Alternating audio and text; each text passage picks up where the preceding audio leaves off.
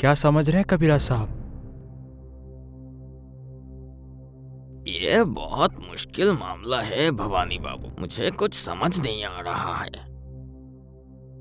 अच्छा, पिछले दिन मैंने जो पाचन दिया था वो दवाई समय से दिया था ना बेटी? हाँ कविराज साहब, खिलाया, लेकिन आपके द्वारा दी गई दवाई खिलाने के बाद भी कोई लाभ नहीं मिला। कलेरा महामारी में बहुत सारे गांव के लोग ये दवाई खा के बच गए, पर इस लड़की के समय ये दवाई काम नहीं कर रही। अद्भुत विषय है। ये रहा, ये तेल हर दिन एक बार करके सारे शरीर पे लगा देना, तब शायद दर्द कुछ कम होगा, समझी बेटी? और ये दवाई पहले की तरह आधा घंटा बाद खिला देना। अच्छा कविराज साहब, इसे स्वस्थ होने में कितने समय लगेगा? मैंने जो दवाई पिछले दिन आपकी बेटी के लिए दिया था, लोग कहते हैं वो दवाई खा के मृत इंसान जाग उठता है, पर ये दवाई जो आज मैंने दी है, इससे भी अगर 2 दिन में स्वस्थ नहीं हुई है तो फिर मैं कुछ नहीं कर सकूंगा। सभी वो ऊपर वाले के हाथ में होगा। मैं अभी चलता हूँ भवानी बाबू। जी कविराज जी, आइए।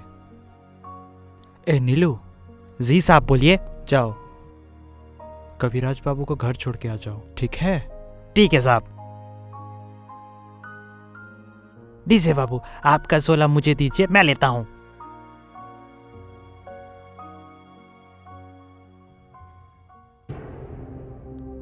दुखी मत हो, मैंने आपको पहले ही बताया था कि ये कोई बीमारी ही नहीं। अगर इसे किसी का नजर लग गई है, मंत्र द्वारा ही ठीक हो सकती है। मैं कहती हूँ कि एक बार सदानंद बाबा को बुलाओ, अगर उनके पैर आपके घर में पड़ेंगे तो धन्य हो जाएगा। तुम चुप करो माँ, पूरे देश का कोई भी कविराज इस लड़की को ठीक नहीं कर पा रहे हैं और तुम्हारा सदानंद बाबा ठीक कर देंगे। अरे महामाया, सुनो ना, मैं बोल रहा हूँ, इतना कुछ जब करके देख लिया है, स्वयं हेमंत कविराज भी आकर कुछ ठीक नहीं कर पाए। माँ जब बोल रही हैं, वो एक बार करके देखते हैं क्या होता है। अच्छा ठीक है, तुम लोगों को जो सही लगे वो करो। मैं खजांची साहब को बोल दे रहा हूँ। माँ, आपको जो भी कोई जरूरत होगा आप खजांची साहब को बोलना। जाती हूँ, मैं जाकर बाबा को खबर भेजती हूँ। जाती हूँ। जय शिव शंभू। आइए बाबा, आइए, आप ही का इंतजार कर रहा हूँ तब से बाबा। तुम ही भवानी मोहन हो ना? तुम्हारी लड़की ही बीमार है ना? हाँ बाबा, मेरी ही बेटी बहुत दिनों से बीमार है। कहाँ है तुम्हारी लड़की? उसे बुलाओ। बाबा, मेरी बेटी तो कमरे में सो रही है। वो कुछ दिनों से बिस्तर से उठ नहीं पा रही है, चल भी नहीं पा रही है। अगर आप कृपा करके उसके पास जाएं तो। जाना तो पड़ेगा ही, हालत तो सही नहीं लग रही है। चलो।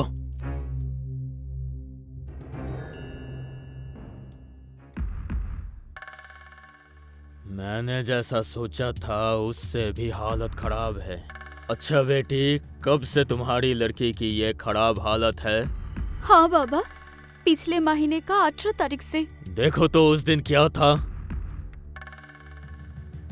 बाबा, उस दिन नाग पंचमी था। नाग पंचमी? कोई डॉक्टर या कोई कविराज इसको देखने आया था? हाँ बाबा, स्वयं कविराज हेमंत जी खुद उसके इलाज किए हैं। वह दवाई भी दिए थे, पर उससे भी कुछ नहीं हुआ। जितना दूर मैं जानता हूँ, कविराज हेमंत बहुत बड़ा कविराज है। उनकी दवाई से भी अगर काम नहीं हुआ तो ठीक नहीं है। कल शनिवार है, महायज्ञ के लिए तैयार हो जाओ।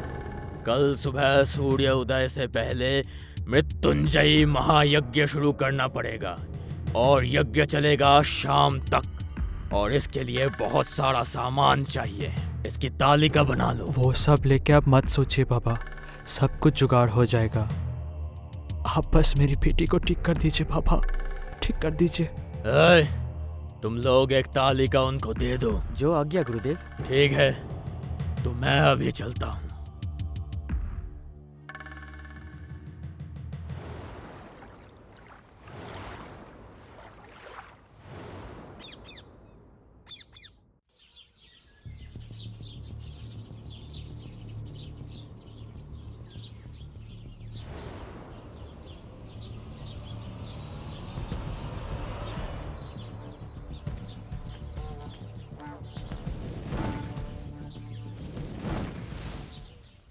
हर हर शिव शंभु, हर हर शिव शंभु। बाबा बोलिए, क्या हुआ क्या?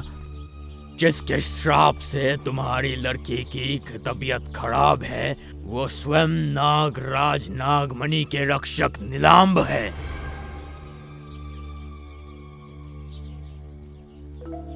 क्या बोल रहे हैं? नीलम्बो? हाँ, हे भगवान! बाबा, ओ बाबा, आप बचाइए मेरी बच्ची को। उस बच्ची को क्यों श्राप दिया?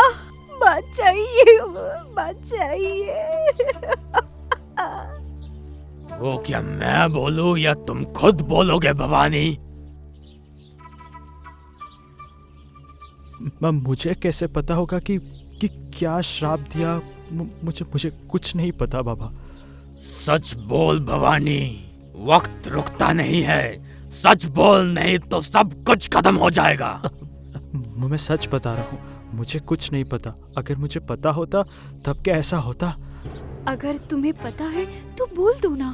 दामाद बेटा, अगर तुम इसके बारे में खुद जानते हो तो बोल दो बेटा। देख भवानी, झूठ मत बोल, इससे तेरा ही नुकसान है।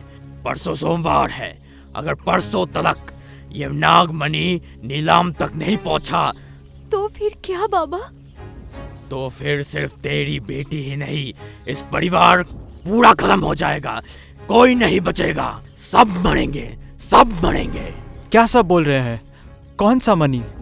मैं वो सब क्यों लेने जाऊंगा? ठीक है, तो फिर रहने दे तेरे लड़की को। मैं कुछ नहीं कर पाऊंगा इसके बाद। हर हर शिव शंभु। अरे नहीं नहीं, रुकिए रुकिए बाबा, मैं बोल रहा हूँ, मैं सब बोल रहा हूँ। आज से बहुत दिन पहले की बात है। हम तब बहुत बुरी स्थिति में थे। हमारे परिवार में केवल 3 लोग थे, मेरे पिता और मैं। मेरे पिता एक लकड़हारे थे। वो रोज सुबह लकड़ी काटने के लिए जंगल में जाते थे और दोपहर में उस लकड़ी को बेचकर 2 पैसे कमाते थे और उससे हमारा घर चलता था। अचानक एक दिन मेरे पिता की नींद में ही मृत्यु हो गई। वही 17 साल की उम्र से मैं परिवार चलाने के लिए खुद जंगल जाने लगा। अपने पिता की तरह मैं भी परिवार चलाने के लिए लकड़ी काटता था और उस लकड़ी के बाजार में बेच देता था और उसी तरह हमारा जीवन चलता था। एक दिन मैं जंगल के पूर्व की ओर लकड़ी काटने के लिए गया। उस तरफ जंगल की पहाड़ी थोड़ी ऊंची नीची है।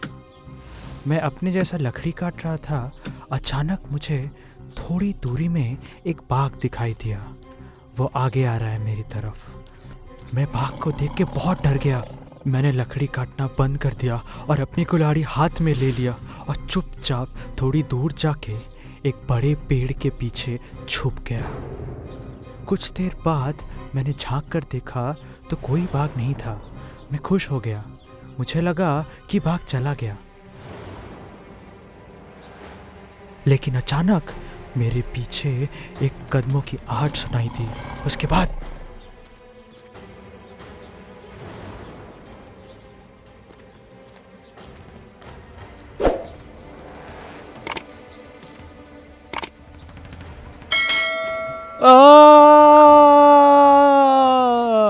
हाँ, हाँ।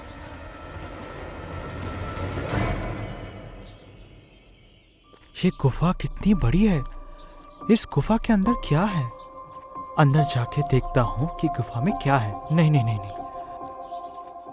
रहने दो, क्या जरूरत है जाने की। अगर इससे कोई जानवर रहेगा तो नहीं नहीं नहीं, डरने से कुछ नहीं होगा। अंदर जाके देखना ही होगा कि क्या है। थोड़ा साहस करके अंदर जाता हूँ। चलो चलो।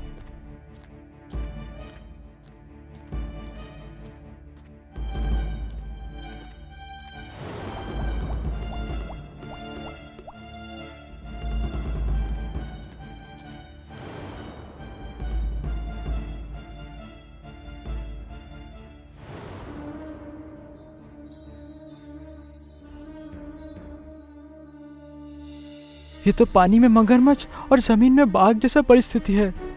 बाघ से बचने के लिए गुफा में घुसा, लेकिन यहाँ तो बड़ा सांप है। मैं क्या करूं? अरे वो क्या है? कितना चमक रहा है। अरे वो तो एक नागमणि है। हाँ, वो सांप तो सो रहा है।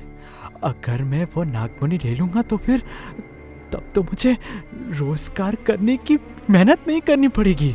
हाँ, हाँ, मेरे सारे दुख दूर हो जाएंगे। हाँ, जैसे भी हो मुझे वो नागमणि लेना ही पड़ेगा। हाँ, बिल्कुल।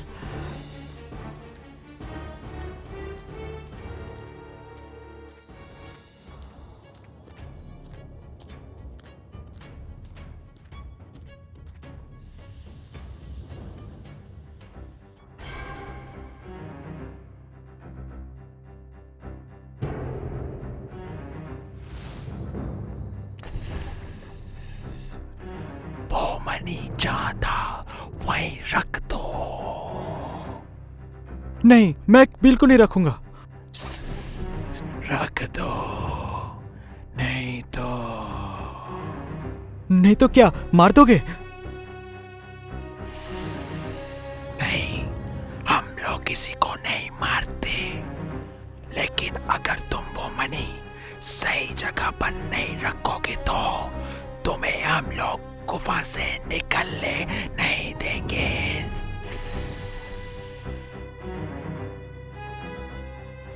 ये मनी मैंने ढूंढ निकाला है, ये अब मेरा है, इसीलिए मैं इसे लेके जाऊंगा। ये मनी तुम्हारा नहीं है, ये मनी नाग राज्य के राजा महानाग नीलम्ब का है। इसका मतलब जब तक ये मनी मेरे पास है, ये सब मेरा कुछ नहीं बिगाड़ सकते। अगर मैं यहाँ से निकल पाऊँ तो ये नागमणि मेरा हो जाएगा। नहीं नहीं नहीं नहीं नहीं, मैं ये नागमणि नहीं दूंगा। ये मेरा है, सिर्फ मेरा, सिर्फ मेरा। मेरा है, मेरा है।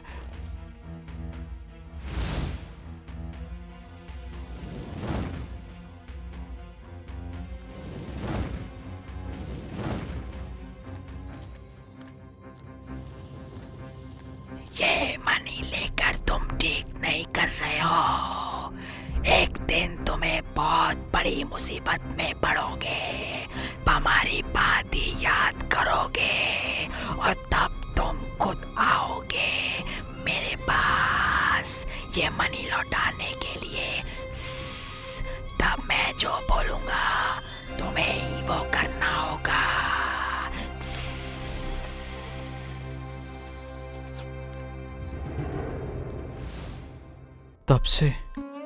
तब से वो मनी मेरे पास रख के मैंने उधार लेके व्यापार किया, बहुत पैसे कमाए, फिर इतना बड़ा घर बनाया, शादी की, और आप तो सब देख ही रहे हैं। समझा? बाबा, अब उपाय क्या है इस मुसीबत से बचने के लिए? उपाय है, लेकिन क्या बाबा? तुम आज ही जाकर वो मनी लौटा दो और महाराज नीलाम्ब के पास जाकर माफी मांगो। वो अगर तुम्हें माफ कर दे तो अमालिका ठीक हो जाएगी, पर तुम्हें अकेले ही जाना पड़ेगा, किसी और के साथ नहीं। समझ गए?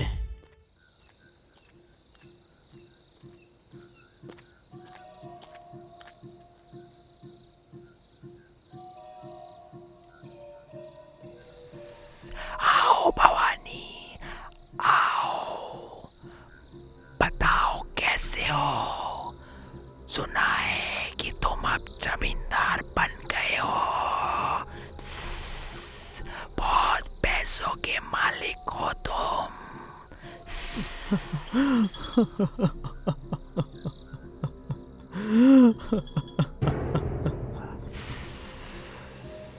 अरे तुम रो क्यों रहे हो? परिवार के सब लोग कैसे हैं? अच्छा, तुम्हारी लड़की अभी कैसी है? मुझसे बहुत बड़ी गलती हो गई थी। मैं तुम लोगों की बातों का यकीन नहीं किया था।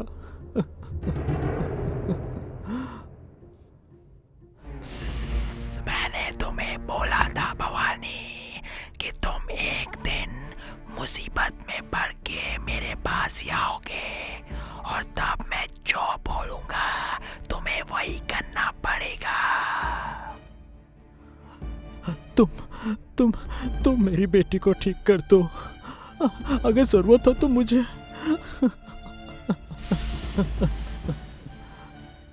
तुम पहले वो मनी जहाँ था वहाँ रख दो अभी।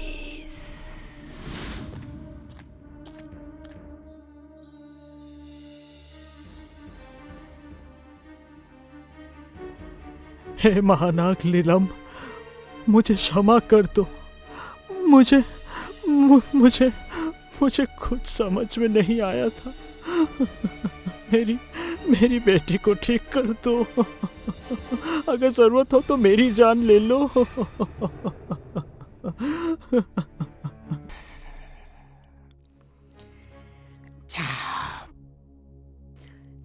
जाओ भवानी, मैं तुम्हें क्षमा करता हूँ, क्योंकि मनी से तुमने जितने भी पैसे कमाए हैं वो सिर्फ तुमने खुद पे खर्च नहीं किए, गांव में सबके ऊपर खर्च किए।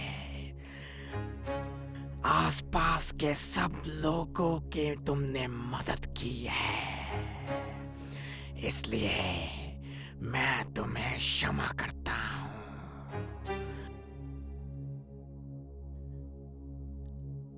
तुम्हारी इस उदारता के लिए मैं तुम्हें क्षमा करता हूँ। जाओ। सच बोल रहे हैं आप? मैं महानाग हूँ, मैं झूठ नहीं बोलता। लेकिन महानाग, मेरी बेटी। तुम घर जाओ भवानी, चिंता मत करो, तुम्हारी बेटी कल सुबह तक ठीक हो जाएगी।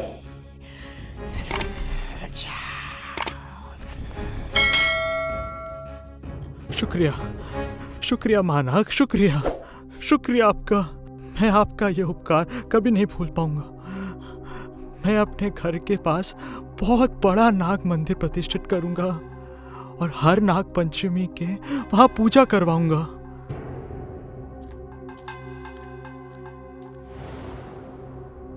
नागराज अपने बात पे खड़े उतरते हैं। सुबह अमालिका बिल्कुल ठीक हो जाती है।